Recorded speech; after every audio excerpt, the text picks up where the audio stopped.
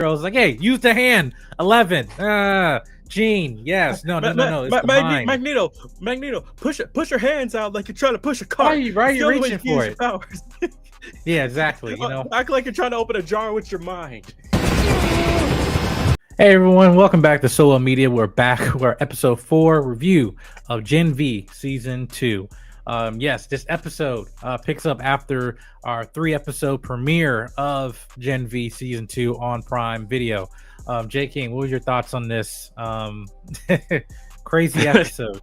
Bloodbending, yeah, yes, yeah, and buttholes again. Stop! How he knew he had to be on camera. Like that shaft was shaved. Like I think he had manscaped before he got out of his trailer and then got on set, sat on the toilet, and it was just like it. I mean, it felt like he got manscaped. This is not. I wasn't expecting to see that in 2025. This is not sponsored. Trust me, we're not sponsored. Oh no, this is not sponsored. But hey, Manscaped brought to you by Manscaped. Yeah. What was your thoughts on this episode, man? Okay, so this episode, I liked it because it's like we're now starting to piecing together some stuff while also, still having a lot of mysteries. Because I will say this episode felt in some cases where it was like, oh, are we gonna get all the answers to this right now? This is only episode 4, but it's like, no, misdirects and tricks are going about. We do have some answers as to some things going on or some speculations on where things are going on, especially with the likes of Dean Shetty. And is he a soup? Is he not a soup? What are his powers? We do figure that out. I think we pretty much figure out exactly what type of person he is, as well as him trying to level up Marie, and with the ramifications of last time. Now Jordan, they are still number 1 in God U, but they're also now the most hated person, which is kind of funny given a conversation that they had. It's like they've always wanted to be number 1, and now they do, and it's not everything that they wanted it to be, and it's not everything it was going to live up to. So it's a lot of interesting stuff that is just thrown at us in this episode, along with throwing up having to see a fucking butthole and some balls. But I mean, hey, this is the boys' universe. Right. But on top of that, I mean, again, we got the plot moving forward where Kate, comes back, but we find out her powers is not fully to fullest capacity and everything, which for Marie and everybody are like, well, great, sucks to be you, right? And yet we're just seeing that they're trying to work together to go against Cypher, as we've seen this plan kind of fails and unravels with this stuff and everything. And then we also see that the Starlighters on campus, that movement is growing, and we see more people are connected to it. And I will say this does really good. My favorite part of this episode was focusing on Cypher, working on Marie and trying to strengthen her powers and everything. Again, I keep saying this show has an X-Men feel to it, but this is giving definitely Professor X, no pun intended for what happens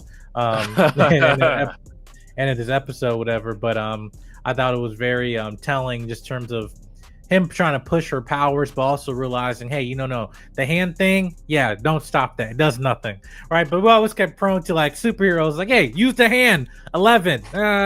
Gene, yes, no. It's Magneto, push your hands out like you're trying to push a cart. Why are you reaching for it? Yeah, exactly. Act like you're trying to open a jar with your mind.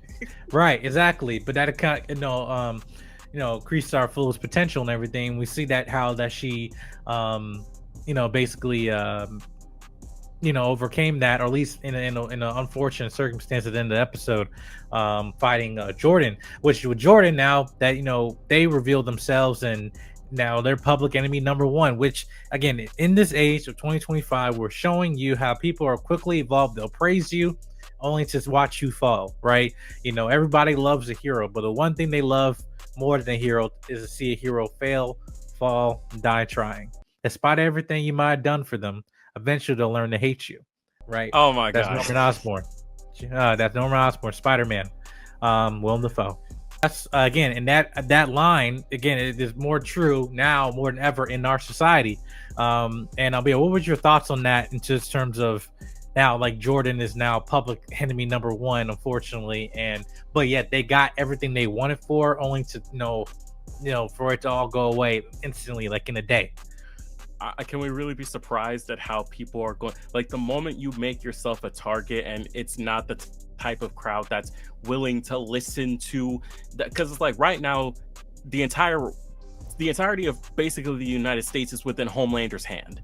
So it's like the public right now has a very, very skewered perspective on Soups, on the Starlighters, on the type of people that speak out, or the truth. People don't want to hear the truth. They want to hear what they want to hear. And if you're basically giving the truth, that's not what they want to hear right now. They want to hear, oh, Starlighters attacked Kate, and that's how it is, because that's what Vought, Sister Sage, Firecracker, and Homelander have been telling us. So that's what we want to believe, and anything else is utter bullshit. That's basically where it is. So it's like, and it is all, again, Jordan literally said in this episode, it's like they wanted to be number one at God U so bad. Like, hell, you saw that back in the first season when it's like Marie was put into the top already as a freshman before they started their relationship.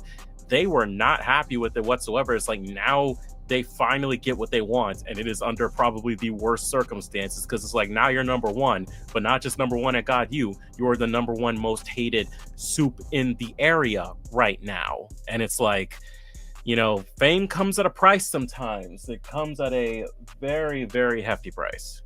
Yeah, and basically, Cypher basically creates an idea of, all right, well, let's give the people what they want, and they give like this type of superhero fight club,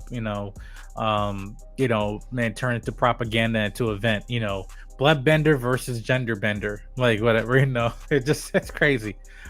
But with this episode, I felt, not also Jordan being public enemy number one, and seeing that dynamic between her, between Marie and Jordan, is that you also have Kate and Jordan interacting with each other, and basically seeing that dynamic of she's still, it's like, hey, I know I just got injured and everything, but like, why are you, still being an ass to me? And Jordan, like, they're like, well, listen, you basically got, our friend killed, and this is all your fault, right? And I think I'm supposed to hate you forever now. Now I believe they're gonna, change that over time, but again, forgiveness is a process, it's not an overnight thing. So I really liked how they had that dynamic with each other, because it is just, again, Kate is feel like she's turning over a new leaf, and Jordan is still, even though it's still the same character of being hard to forgive people for abandoning them and turning on them and everything. I felt like Jordan did a really good job in terms of how, like, they were emotionally being, I don't want to say emotionally being avoidant, but yet at the same time, like, all you guys were friends, before, or somewhat friends, and then all this stuff happening is because of Kate, getting in their heads and everything like that. So, yeah, what was your thoughts in terms of like that, pairing and them going into Cypher's house and finding like who's that man in the in the cellar? Yeah, in the hyperbolic chamber. Yeah, the hyperbolic chamber. Yeah, I know.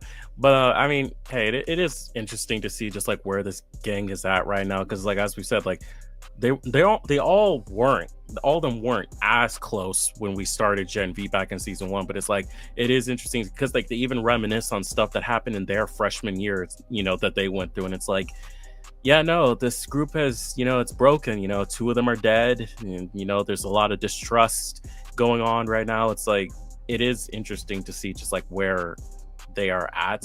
But talking about like, the dude in the little chamber, I mean, we get from Cypher who he is. I don't know if I want to believe that's exactly, but it's not out the realm of possibility, but it's like, I don't know, it kind of seems like a cop-out if they're saying that's who's in the that's who he's keeping on life support in his house. I feel like this is something that's definitely going to come back up soon.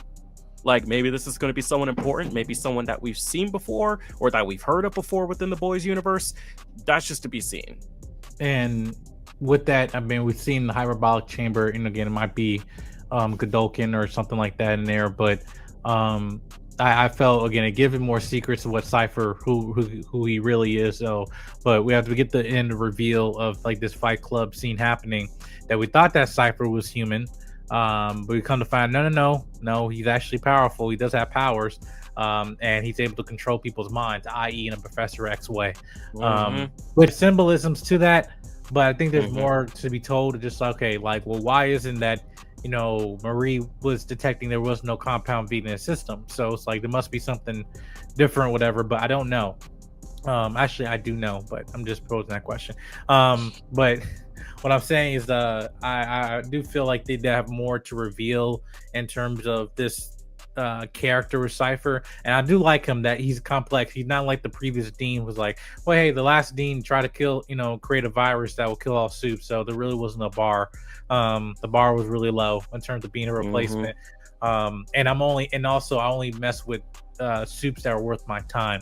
And I felt again it's like a combination of Professor X and Apocalypse, in terms of Yeah. Yeah. strongest will prevail and everything like that. But yeah, now I will say I do have some more questions in terms of Project Odessa, in terms of how they're going to explore it and those other people, patients in there, and are there were a scientific experiment to see if we can have anybody or create somebody that can combat Homelander or whatever, and they're like the omega level soups, you want to call it. But yeah, I don't know, but I do think that again, in terms of the action here, that it was given Sky High feels, like especially the last scene, just like in the cage and stuff like that. I was like, yeah, man, it's like Sky High was over 20 years ago. Can you believe it? Yeah. On top of that, there was some again, as we're in the boys universe, there was the whole, Kate was trying to, get a security guard, move him. All right, sure. And then he goes have sex with a gnome and everything in the garden. It's just, there's some things I still don't expect to see in television, but they just keep, surprising me. Definitely not sanitary though. I don't know, and that covering his medical insurance. I don't know. I mean, But hey, we had Mr. Into holes in the first season and in the boys, so it's like who knows at this damn point. yeah. But aside from that, make sure you hit the subscribe button, comment, like, and share. Let us know your thoughts on episode 4 of Gen V season 2, which is on Prime Video. We'll be back next week going over episode 5. Episode 5 is a really good episode. Just letting you know. We'll be back here giving you all our thoughts and all of its spoiler glory, we should say. All right, guys. We'll see you guys next video. Peace.